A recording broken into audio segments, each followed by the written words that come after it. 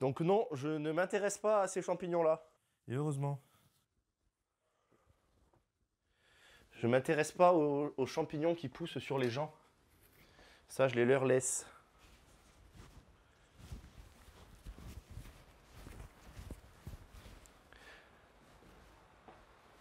Euh,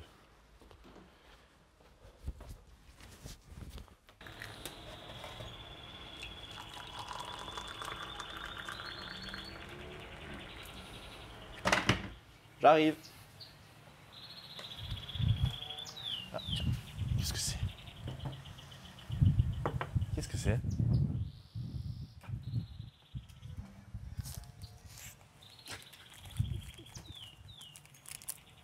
J'ouvre? Il est fou, qu'est-ce qu'il a fait?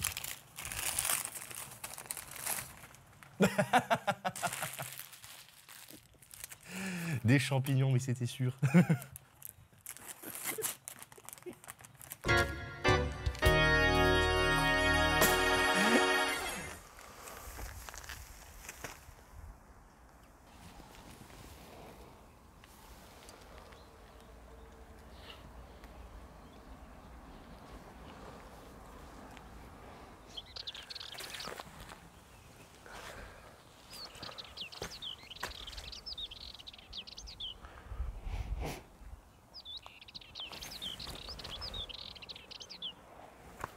Déjà, cette plante-là, elle est un peu surprenante. Pas censée être là.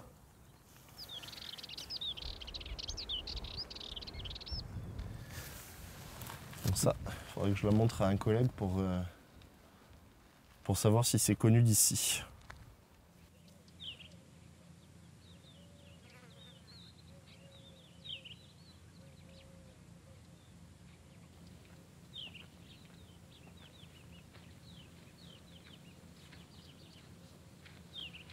Alors, ce champignon-là, il tire son nom de sa forme en fait.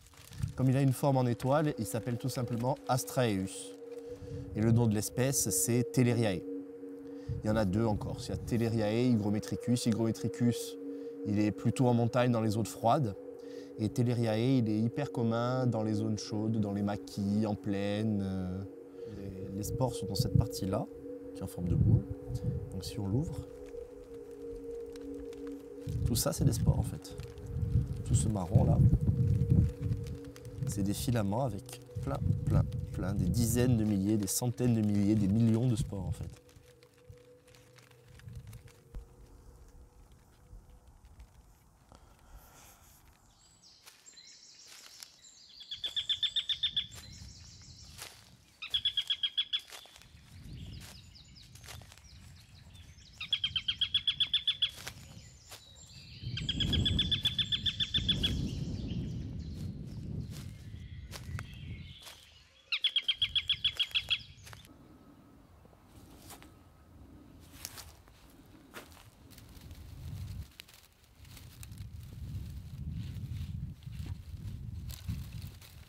Alors là, c'est intéressant parce qu'on a un champignon qui est particulier sous plusieurs aspects. D'abord, il est rare. C'est-à-dire qu'en Corse, on le connaît de 3 ou 4 endroits. Et il pousse uniquement sur les dunes et sous cet arbre-là, donc à Genévrier. Et en plus, il est monté à l'envers. C'est-à-dire que la plupart des champignons vont faire leurs spores en dessous et les spores vont tomber. Et celui-là, il fait ses spores au-dessus. Et en fait, il est recouvert de spores là. Si on souffle un peu, on les voit qui s'envolent. Et en plus, il a une consistance assez particulière. Donc là, celui-là, c'est le même, mais qui a perdu tous ses spores. Il a une consistance assez particulière, c'est-à-dire qu'on pourrait croire que c'est un morceau de bois.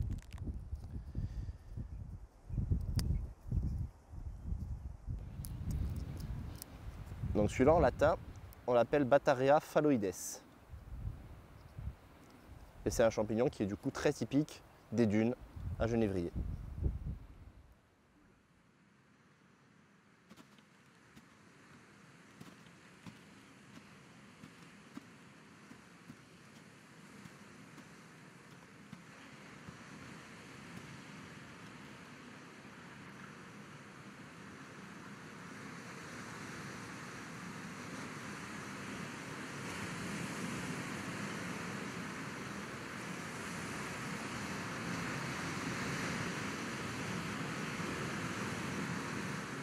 Voilà, la plage de l'Ostricogne.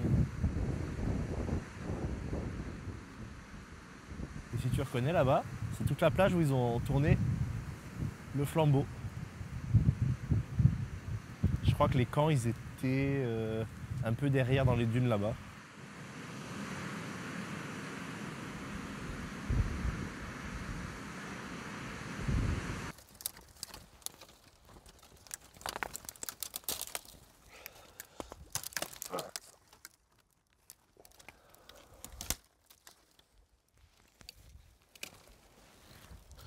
Voilà. Ouais.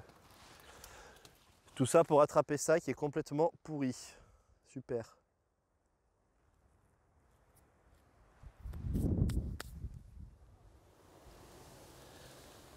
Là, potentiellement, on a une espèce qui est nouvelle pour la science, en fait. Ça ressemble énormément à un champignon qu'on a trouvé il y a un peu plus d'un mois à l'Ostricogne. Il est beaucoup plus près de la mer. Et en fait, déjà, c'est le même genre, ça c'est sûr. Et c'est peut-être même la même espèce. Donc si c'est ça, ce serait la deuxième mention de Corse et en fait du monde entier, puisqu'elle n'est pas encore décrite celle-là.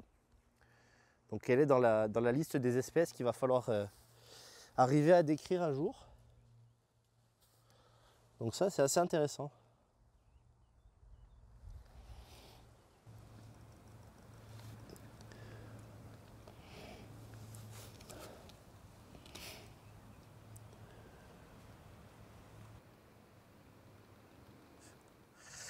Donc là, du coup, Cuphophyllus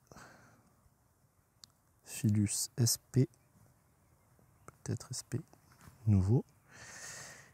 Et on avait vu tout à l'heure, juste à côté, qui était du paria conspersa. Voilà. Comme ça, c'est noté et j'oublie plus.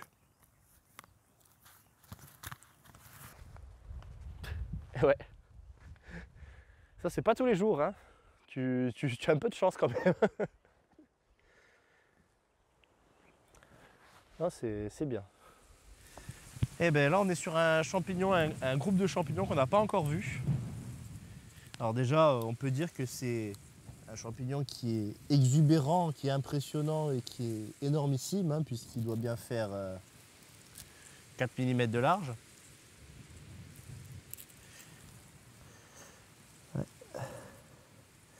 Donc ça, c'est un champignon, contrairement à tous ceux qu'on a vus pour l'instant, qui appartient au groupe des ascomycelles, c'est-à-dire que c'est des champignons qui éjectent leurs spores au lieu de les laisser tomber.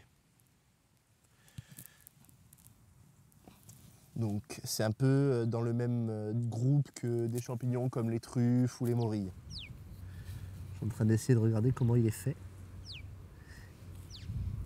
Est-ce qu'il est un peu violacé? Est-ce que le bord est crénelé ou pas? Parce que j'avais une petite idée de ce que ça pouvait être, mais je sais pas. Il va falloir vérifier au microscope. Là, je peux pas dire. Non.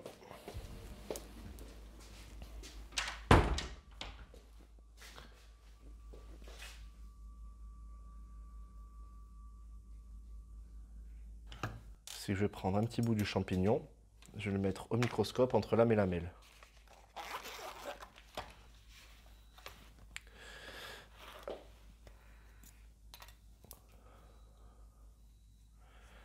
Alors, je commence par mettre une goutte d'eau sur la lame. Ensuite, je viens prendre un petit morceau du champignon en essayant d'éviter le sable. Il faut que j'enlève le sable parce que sinon...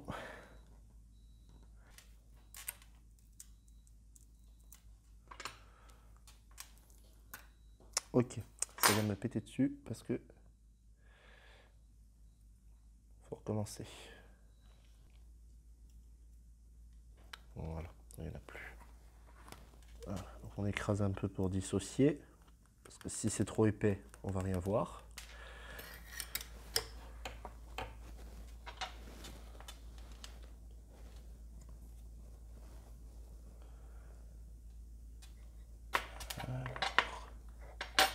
Donc là, on voit bien que la spore est complètement lisse.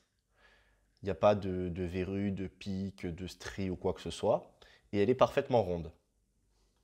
Donc si on revient sur la clé, dans les spores qui sont parfaitement lisses, on nous propose soit des spores rondes sous genévrier, soit des spores en forme d'ellipse sous pin. Donc nous, on était bien sous genévrier avec des spores rondes. Donc je suis assez content, c'est bien ce à quoi je m'attendais, c'est Smardea planchonis. Ou planconis, suivant comment on prononce.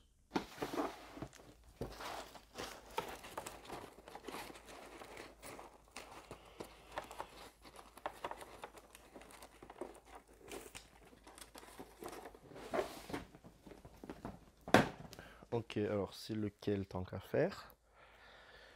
On va prendre celui-là.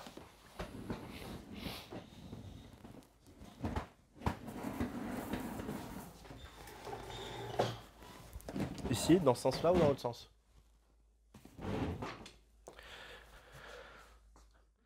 Alors là-dedans, il y a un truc qui est intéressant. Déjà, il y a tous les bolets. Donc en fait, il y a plusieurs sachets de cèpes qu'on pourrait presque cuisiner, récupérer et cuisiner, hein, puisque au final, c'est simplement des cèpes séchés. Donc on pourrait les bouffer. Il y a aussi un truc qui est intéressant et qu'il faut que je déplace d'ailleurs.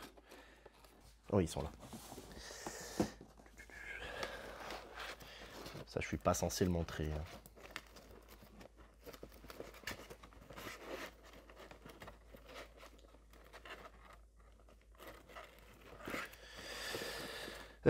Si j'y arrive. Si j'arrive à les trouver.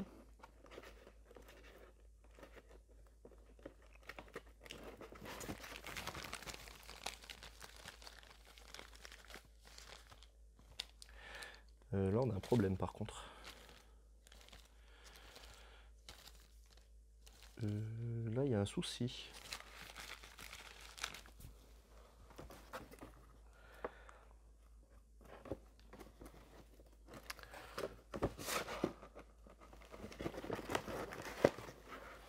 Là, par contre, il y a un gros souci. C'est-à-dire que j'allais te montrer les psilocybes. Donc les champignons hallucinogènes, mais ils sont plus là.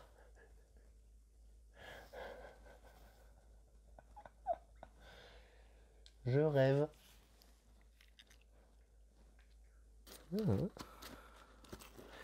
Je confirme qu'ils sont plus là.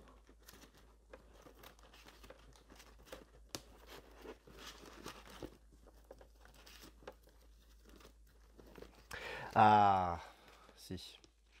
Ils sont là, j'ai eu peur. Pour ça, je te le montre à toi, à mon avis, vaut mieux pas le filmer, hein, mais... Parce qu'on est pas, je suis pas censé le dire qu'on en a. Bah, champi hallucinogène, psylo. Bien chargés en plus ceux-là, hein. Ils sont bien bleus, bien chargés. Mais bon. Normalement, j'ai mis un produit dedans pour qu'on puisse pas les prendre. C'est-à-dire que si tu prends ça, normalement, tu vomis directement. Je peux te raconter la fois où justement j'ai trouvé des champignons hallucinogènes quelque part. Enfin, je soupçonnais fortement que ce soit des champignons hallucinogènes, mais bon, pour savoir exactement lesquels c'est, il fallait les prendre et les regarder au microscope. Donc je les ai pris, je les ai regardés au microscope, mais avant d'arriver au bureau, évidemment, les flics. Bon, ils n'ont rien capté, hein. Ils ont vu un panier de champignons multicolores dans une voiture de l'office. Ils n'ont pas cherché plus loin. Mais oui, il y avait, du coup, après vérification, il y avait bien 2-3 champignons hallucinogènes dans le lot. Ça aurait pu poser problème. Bon, après, on a les autorisations, etc. Mais ça aurait pu amener à des débats, à des discussions qui auraient pris 3 plombes. Donc des fois, ouais,